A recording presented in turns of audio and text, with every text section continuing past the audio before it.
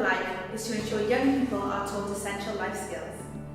We would like Curriculum for Life lessons to be compulsory across Wales. We could then like this to be annually reviewed by a board of elected young people.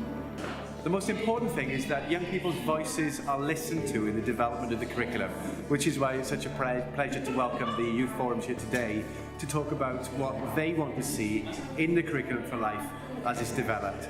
Children should have their say, not just because they have the right to have the say, which they do, but also because better decisions will be made if you involve the views and experiences of young people in making those decisions. Youth Forum has always helped me, and it's the best thing I've ever had in my life.